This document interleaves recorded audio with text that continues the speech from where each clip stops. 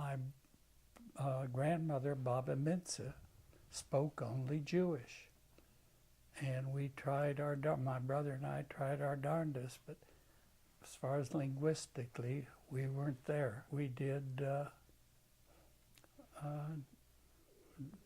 understood, but speaking, as I said to you before, it was with zerbrochen etzähn. It had an outside adobe stove where she made challah, and they had a junkyard, but it wasn't the junkyard as you envision. Fata had a horse and buggy. It seems odd for us talking about a horse and buggy in this day and age, but we visioned it.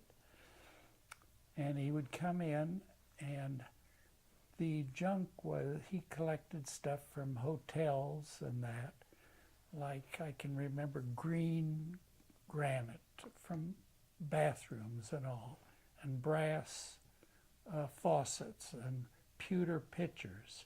In fact, it hurts me today to even relate it. We'd put pewter pitchers up, and my brother and I'd throw rocks at it.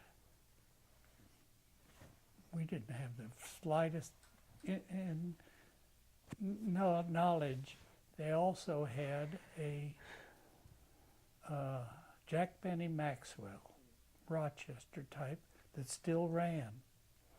Every Friday she'd bake, and we'd have to take it down to the home shelter for homeless men.